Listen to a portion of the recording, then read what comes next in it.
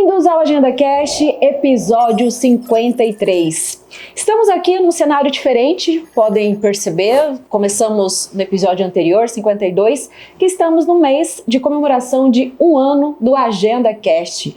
Um ano aqui, toda semana, falando de um tema diferente sobre a RPPS. É uma satisfação e uma honra para nós e uma alegria muito grande poder contribuir dessa forma com o nosso segmento, com conteúdo, conhecimento e uma missão nossa que é levar o conhecimento, o debate para as redes, e essa nossa missão já faz um ano. E estamos aqui de forma consistente para poder contribuir. E você que ainda não segue, ativa o sininho para receber os nossos episódios, nosso conteúdo em primeira mão, interaja conosco, façam perguntas, para nós é sempre muito satisfatório conectar com vocês e estar sempre aí movimentando. Estamos dando sequência à parte 2 do assunto DIRF, que está sendo substituída de forma transitória pelo E-Social. E sobre esse tema, eu estou com os dois convidados super especiais que já estiveram no episódio anterior, introduzindo o tema, e hoje vamos aprofundar um pouquinho mais nesse assunto com algumas particularidades que esse tema nos traz. Renan e Alana. Vou começar com a Alana hoje, primeiras damas, bem-vinda ao Agenda Cast, Alana. Considerações iniciais? Tranquila. Pronta para a pergunta. Gente, ela está aqui de forma objetiva. Pode mandar que eu respondo tudo. Foi exatamente isso que ela colocou. Sabe, eu trabalho com ela todo dia, né? E ela é assim, sim ou não? 880. Então objetiva, não dá voltas. Vamos lá, direto ao ponto. Desse jeito. Considerações iniciais, Renan? Não, estou pronto para todas as perguntas.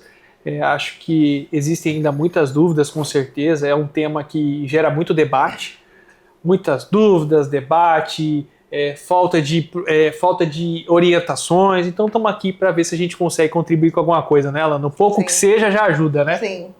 Sim, tem muito a contribuir, não é só um pouco não, acho que é muito. Então vamos entrar no tema, né? Vamos todos bem objetivos. Em relação a algumas particularidades que nós sempre tivemos na DIRF e agora nessa transição com o E-Social, relativo ao plano de saúde, que sempre foi enviado pela DIRF e tal, como que fica agora nessa transição e o E-Social? Eu posso começar, Alana, e você conclui? Permito.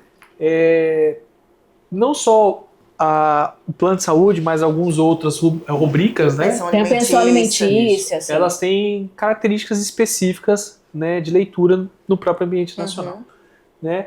Especialmente a rubrica de saúde, né? Isso. A gente sabe que a rubrica de saúde ela tem efeitos contábeis e efeitos dedutórios, né, na folha de pagamento, e não só na folha de pagamento, mas também para fins de impostos, né? A gente sabe.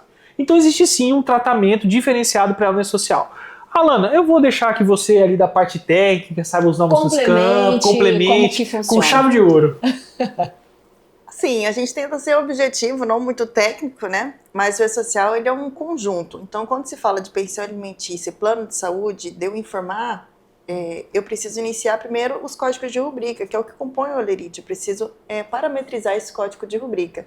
Então, quando se trata de plano de saúde, eu tenho que colocar um adicional de uma CNPJ da operadora, reconhecendo esse plano de saúde. Se for um plano de saúde privado, também tem que colocar juntamente a Agência Nacional de Saúde, para depois enviar essas informações relativas ao plano de saúde.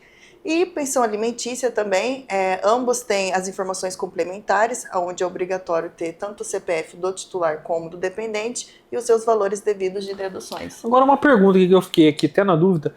Todas essas informações, como plano de saúde, pensão alimentícia, ela vai em informações complementares? Isso, todas, dentro né? das 10. Porque isso. quando a gente fala em informações... Na DIRF também era informações complementares. É só para lembrar que se segue a mesma lógica, né? Porque então segue o mesmo padrão, né? Sim. Em relação ao evento S5002, né? O que ele é e por que o gestor precisa preocupar com esse evento? Então, a gente acabou de mencionar o evento S1210, onde tem as informações complementares. O 5002, ele é um retorno, é a resposta do governo desse evento S1210. O S1210, além de ele enviar informações relativas aos tributos, eles também enviam o valor líquido. Então, o 5002, ele é um complemento dessa situação. Então, ele pega o bruto do cliente ele faz as suas isenções para ele poder chegar no líquido que eu enviei no 1210. E juntamente ele coloca nessas isenções todas as relações de tributos e deduções. E esse 5002 ele é importante porque é ele que vai alimentar esse novo extrator da DIRF.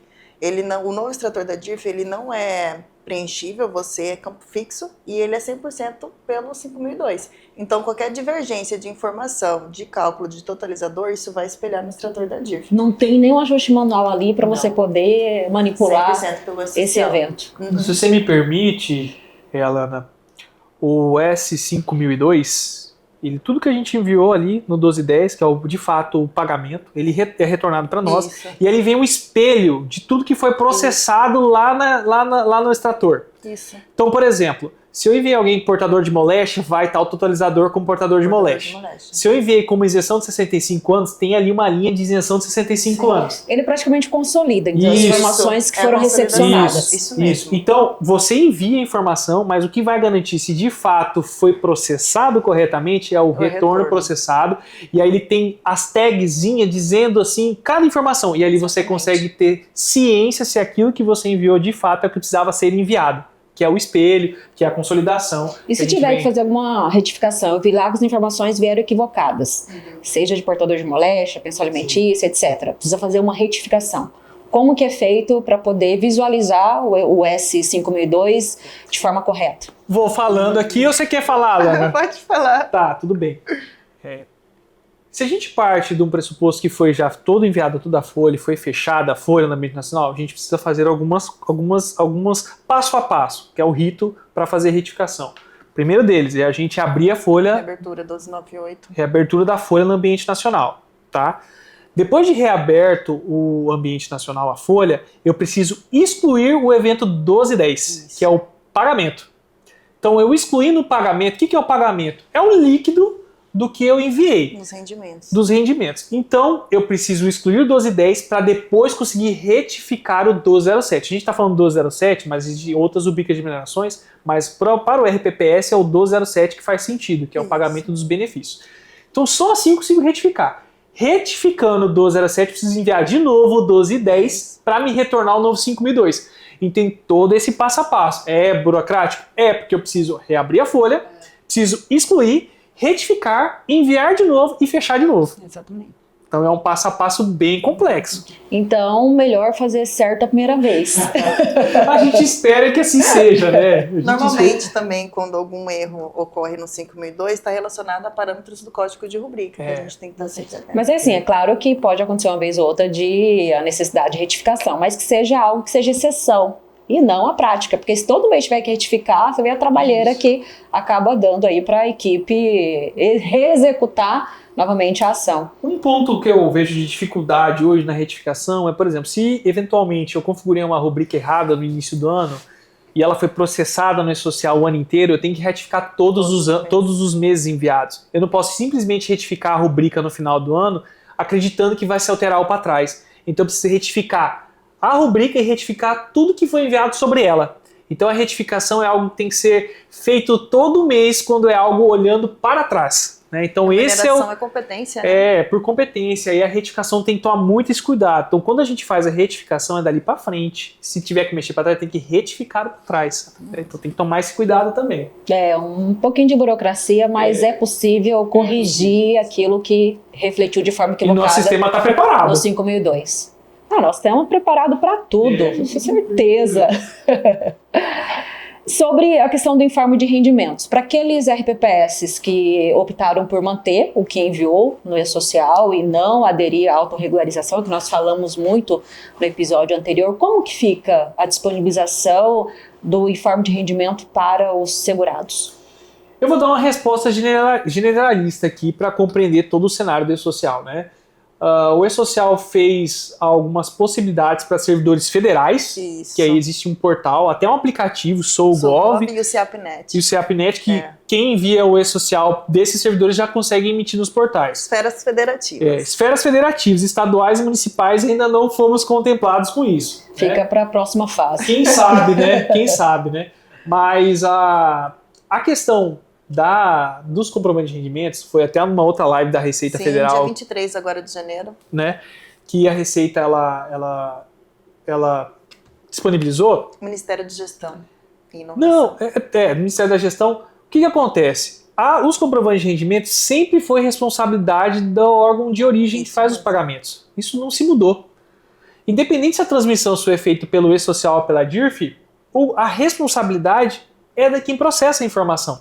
Né? Então hoje, para quem mudou foi só para os servidores federais, que hoje existe um aplicativo disponível para eles. Mas para nós, que processa a folha, o RPPS ali, estadual ou municipal, a responsabilidade continua a mesma. Eles vão ser... Vai emitir pelo sistema. Pelo sistema. O sistema do RPPS, e não pelo ambiente nacional. Não pelo ambiente nacional. Aí aquele RPPS que não tem um software de gestão robusto como o nosso, acaba tendo um pouquinho mais de dificuldade. Exatamente. E aí o nosso sistema permite importar cédula C, processar a própria cédula C. Aí o nosso sistema, como bem disse, robusto, permite fazer de diversas formas essa emissão desse comprovante de rendimentos.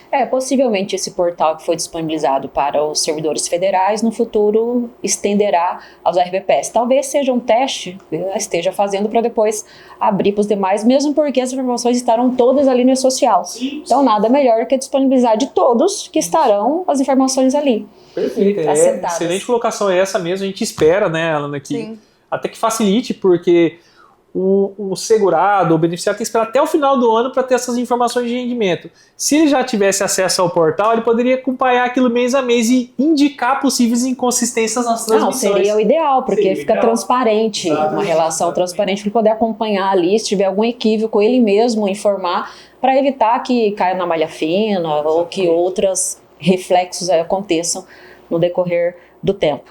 Falando um pouquinho agora de RRA, rendimentos recebidos acumulativamente. Sabemos que isso acontece no mundo da RPPS também. E pode ser de forma administrativa ou judicial. Como fica a questão do RRA para essa transmissão via E-Social e tal? Como que funciona? Similar à pensão alimentícia? Como podemos colocar aqui para o nosso público? Mais uma vez, Alana, você me corrige aqui, tá? Você me corrige. Né? A gente encabeçou o procedimento de RRA no ano de 2025 no nosso sistema. Foi um pouco complexo até para entender como é a leitura disso no E-Social. E a gente conseguiu chegar a algumas conclusões até o desenvolvimento da ferramenta. Como bem disse, existem dois tipos de RRA, aquele administrativo e o judicial. O administrativo, no ambiente nacional, não há necessidade do envio do processo. Até a presente data, não. Até a presente data, né? Manda os eventos de folha. Só que a gente precisa enviar separadamente, da mesma forma como é feito na DIRF. Por que envia separadamente? Porque a contabilização dos tributos sobre aquilo é diferente. É diferente, exato. É diferente, né? Se mandar do mesmo bolo, vai ter problema. Né, vai ter problema, não vai entender aquela compatibilidade de informação, pode acabar tributando a maior o servidor se mandar junto, o servidor beneficiário. Bom, dito isso, existe então o administrativo e o judicial. O administrativo não há necessidade de enviar o processo para o E-Social. Então o administrativo eu consigo enviar de forma mais simples isso. Né? Então até que já iniciamos, né, os envios necessário só a descrição e os meses relativos. Isso, os meses relativos, né, e as configurações corretas das rubricas. Só que o judicial precisa. E aí o judicial, eu preciso enviar o processo antes de enviar as informações das rubricas. Então eu preciso estar enviando o evento 1070, eu acho. Exatamente. 1070, de forma antecipada. Depois eu envio as rubricas vinculando ao processo. Então existe essa diferenciação, Elida. Tá? Adicional também, que o judicial a gente tem que enviar as despesas também dos advogados. Honorários advocatícios e tal. Então existe essa diferença sim, Elida, entre os RRAs. Existe uma leitura diferente, assim como a DIRF, toda uma segregação para que não haja mistura das tributações. Então o E-Social ele também vê dessa forma, o nosso sistema também vê dessa forma. E aí essa questão do imposto de renda, que foi enviado pelo E-Social já mês a mês. Fechou o ano 2025, enviou o E-Social o ano inteiro e averigou-se que foi enviada informação equivocada de imposto de renda. O procedimento para corrigir é aquele que você citou da retificação. Exatamente. É um procedimento moroso, como eu disse, mas quando a gente fala de RRA, a gente não acredita que toda a folha precise ser retificada. Né? A gente tem os casos pontuais, então o sistema hoje ele permite você excluir só aquela pessoa e retificar só aquela pessoa e reenviar só aquela pessoa. né? Então hoje o sistema está preparado para isso e o e-social aceita dessa forma, né? Então a gente consegue fazer, é um procedimento moroso, eu preciso reabrir a folha, preciso excluir os totalizadores daquela pessoa, reenviar as remunerações e fazer todo o procedimento de fechamento novamente. Então existe sim esse passo a passo e é possível. Algo a mais que vocês queiram acrescentar, que acham importante, que não foi falado até agora, em relação às particularidades do e-social e DIRF? Eu acho que ficar atento se as isenções relativas a 65 anos, seja mensal ou décimo, está parametrizado de forma correta, desconto simplificado, portadores de moléstia grave, plano de saúde, odontológico, porque isso são as informações que o novo extrator da DIF vai apurar. Então, começar por aí, eu acho que vai ser bem interessante. Esses pontos que a Alana mencionou são os pontos que são críticos também na DIRF. Sim. Né? Então, entra ano, sai ano. Os mesmos pontos de atenção que você tem na DIRF, você tem que ter no e-social, porque ali é onde está a diferenciação das pessoas que têm as exceções, né? Então, aquilo que você já olha com cuidado na DIRF, tem que olhar com cuidado também no e-social. Então, a gente fala das exceções, como bem dito, a exceção de 65 anos, os portadores de moléstia, o simplificado, os próprios RRA. Então, esses são todos os pontos de atenções. O e-social ele é fluente federativo. E aí, tanto o governo do estado quanto a prefeitura para enviar o e-social. E se houver alguma falha no RPPS, acaba atingindo também o ente federativo. O que o RPPS pode fazer, digamos assim, para evitar esses impactos que podem acontecer? Não enviou o RPPS, mas a prefeitura aí sofrer algum tipo de sanção em relação ao não envio. Pela experiência nossa aqui, que nós viemos acompanhando esses envios do e-social, eu ainda não vi uma multa pela falta de envio dos beneficiários, Alana. Onde eu vejo hoje a maior parte de sanções, notificações, cobranças de multa é a parte dos efetivos. Isso. Né, onde ele tem as arrecadações do INSS, nós estamos nem falando das alíquotas do RPPS. É porque muda também os eventos. Muda. Para serem enviados, sei lá, do governo do estado, da prefeitura, porque é mais abrangente. Isso. Tanto é que eu digo isso, que a Receita está dando mais um ano de transição. Então, se a gente fazer um balanço aqui de mais um ano de transição para a DIRF e não há cobrança, hoje até não vi uma cobrança sobre ainda os envios dos beneficiários, né, dos RPPS, enfim, dos estados, então acho que é porque ainda a Receita está maleando ali essa questão dos envios dos órgãos públicos. Mas eu tenho certeza que quando a gente fala de efetivos, independente se é de órgãos públicos, efetivos, ativos, comissionados e contratados, a gestão da Receita é um pouco diferente. Ela controla, de fato, essa pessoa e esse órgão. Então, a parte dali dos benefícios é um pouco desconsiderada para as multas, mas a parte dos ativos e comissionados ela é bem fiscalizada. Mesmo porque eu tenho que mandar primeiro os efetivos, falando de RPPS, porque depois dele estar lá como efetivo, a RPPS tem condições de informar que aquele efetivo foi aposentado. Exatamente. Porque se não mandar os efetivos, como que o RPPS faz essa conexão entre um e outro? Exatamente. Então, na verdade, tem que trabalhar em conjunto. Todos os órgãos que formam ali o ente federativo para poder enviar de forma conectada, digamos assim, as informações para a social. A gente foi até um ponto importante. A gente tem um cliente especificamente que a gente está fazendo a implantação, né? Nós estamos implantando o RPPS e iniciamos o envio do e-social, mas o Estado, como se o ente não está enviando. E aí existe um descompasso entre o poder, né, que a gente fala o Estado, e o RPPS. Então o RPPS está à frente do próprio Estado. Né? E aí existem as tomadas de decisões. Por exemplo, o RPPS vai seguir a DIRF ou vai seguir o e-social? E o Estado, se o Estado aderir à DIRF e o RPPS vai seguir o e-social? Então isso é um ponto até importante que está sendo debate nos órgãos, nos entes, nos estados, nos municípios, de qual é a tomada de decisão daquele ente. Conjunta. Vai ser em conjunto? Vai ser separado? Como eu disse, tem uns clientes que o RPPS está enviando e-social, mas o Estado não está enviando, o poder não envia. Então tem que ter esse alinhamento aí para que haja sintonia até qualidade nos envios das informações. Porque pode divergir. Um manda pela social, outro manda pela DIRF, e aí na hora que consolidar isso tudo lá na Receita Federal pode ter alguma divergência, uma discrepância. Né? Até duplicidade, às vezes, de transição de informação. Você pode ter informação que está lá aqui e está aqui. Se você envia tudo no mesmo lugar, você com certeza vai minimizar os erros, né? Finalizando o nosso podcast de hoje, na verdade, já o segundo e último acerca do tema. Então, assim, você... Que pena. Verdade.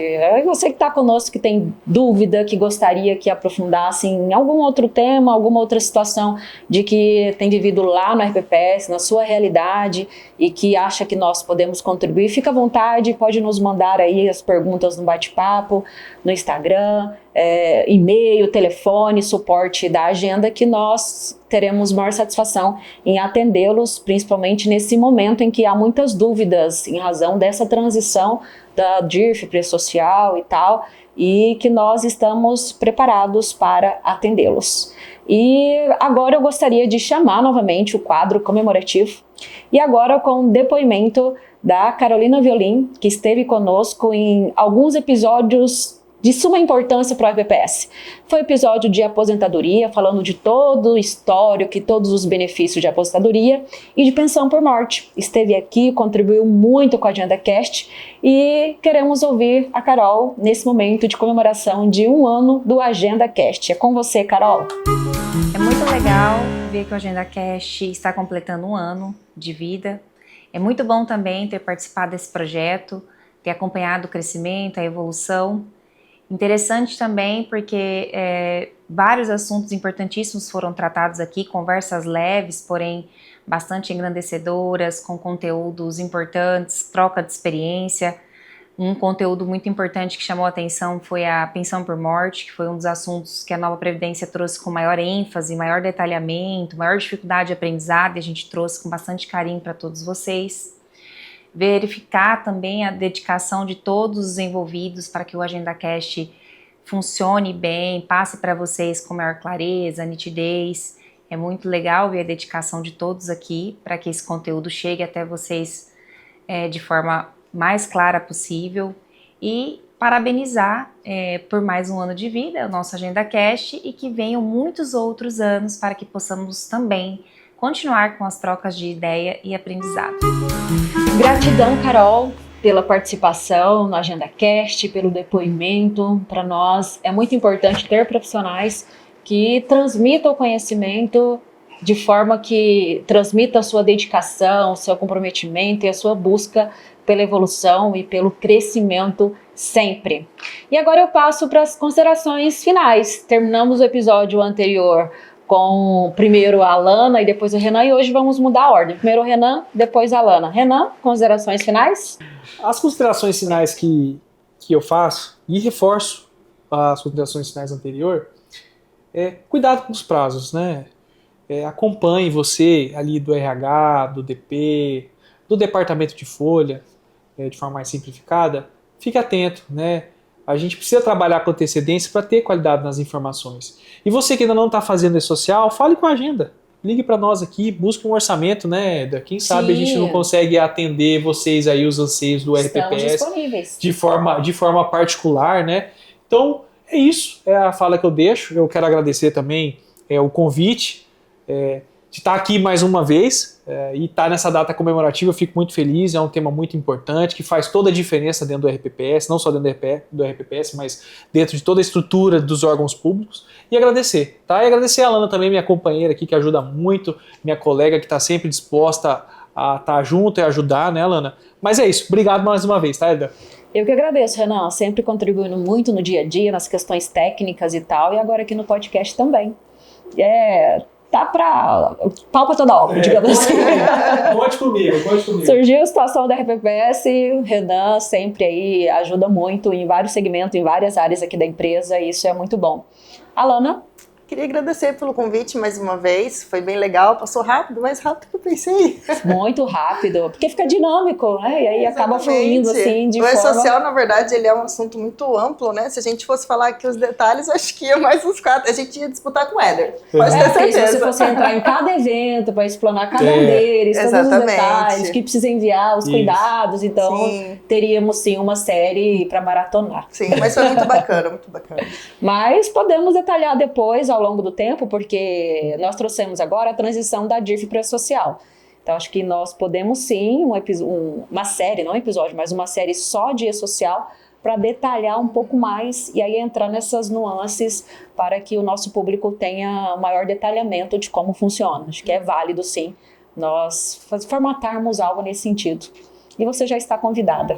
Tem espaço de sobra aí para maratonar um ano aí. Exatamente, contribuiu muito com a nossa equipe. Eu estou agora colocando as playlists de acordo com as séries. Da Portaria 1467, estou agrupando por capítulos. Para ficar mais dinâmico também, a pessoa acessa lá, a Progestão tem uma série. 4 episódios, 5 episódios, 6 episódios. E aí fica mais dinâmico para o nosso público acompanhar e termina um, já vai para o outro até fechar aquele assunto. Acho que fica bacana. E aí com a E-Social podemos fazer assim também, que a gente contribui muito com o nosso público acerca do tema.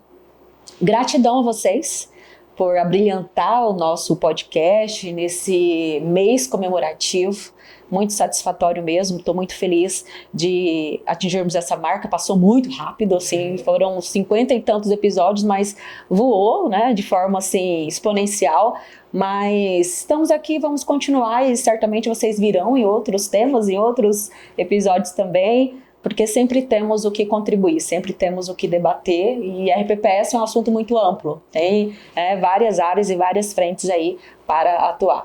Eu quero agradecer os meninos que sempre estão conosco, o Nando, o Aura, agora o André, um novo participante aqui na preparação dos cenários e tal, se prepararam esse cenário com muito carinho e sempre acaba atendendo nosso pleito, né? Um desafio e eles estão junto conosco. Então, gratidão a vocês também por contribuir, estar conosco aí nesse período todo. Gratidão. Todos os participantes do Agenda Cast nesse período todo, agradeço também de coração. E você que esteve conosco até o final do podcast, muito obrigada. Continue maratonando as nossas séries. Compartilhe, comente, siga a Agenda Assessoria nas redes sociais, Instagram, Spotify, Facebook, LinkedIn. Para nós é uma satisfação conectar com vocês. Muito obrigada e até a próxima.